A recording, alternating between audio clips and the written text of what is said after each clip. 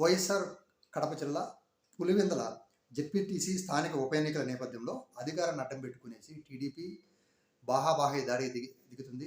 ఏదైతే నల్లపురెడ్డిపల్లి పంచాయతీలో నల్లగొండవారిపల్లె గ్రామానికి ప్రచారానికి వెళ్ళారు బీసీ నాయకుడు ఆయన ఎమ్మెల్సీ రమేష్ యాదవ్, వేల్పుల్ రాము, వీళ్ళందరూ ప్రచారానికి వెళ్ళారు.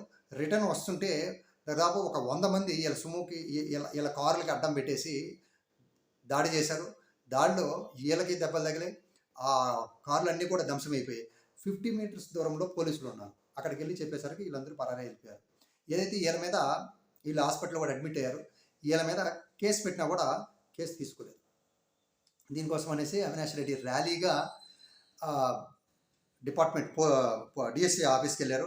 వెళ్ళేసి వినతి పత్రం ఇచ్చారు. వినతి పత్రం ఇస్తే దయచేసి ఒక 30 సంవత్సరాలు ఎటువంటి దాడులు జరగట్లేదు, ప్రశాంతంగా స్థానిక సంస్థల ఎన్నికలు కావచ్చు, ఎమ్మెల్యే కావచ్చు, అసెంబ్లీ కావచ్చు, పార్లమెంట్ కావచ్చు, ఎన్ని ఎన్నికలు కూడా సజావుగా జరిగినాయి. ఎక్కడ కానీ ఎవరి మీద దాడి జరగలేదు.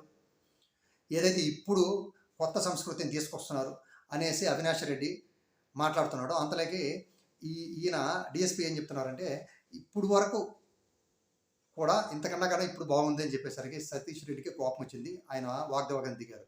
మీరు రాజకీయాలు మాట్లాడుతున్నారు సార్, ఇలా మాట్లాడకూడదు అనేసి ఆయనకి కొంచెం వాగ్వాదం జరిగింది. తర్వాత వీళ్ళు వచ్చేసారు. ఇప్పుడు తర్వాత ఫైనల్గా ఒక ట్విస్ట్ ఏంటంటే ఏదైతే వేల్పుల్ రాము ప్రవీణ్ మీద ఎస్సీ/ఎస్టీ కేసు పెట్టారు. పెట్టి ఆయన ఏం చెప్తున్నారంటే పోలీస్ డిపార్ట్మెంటు ఏదైతే వైఎస్ఆర్సీపీ వాళ్ళు మేము ఒక దగ్గరికి పొమ్మంటే పర్మిషన్ ఇస్తే వీళ్ళు ఇంకొక దగ్గరికి వెళ్ళారు, పత్యాపారం చేయని వెళ్ళారా అనేసి మాట్లాడుతూ దాంతోపాటు వీళ్ళ మీద కేసులు పెట్టేసి వీళ్ళని ఎత్తి లోపలేసేయడానికి రెడీగా ఉన్నారు.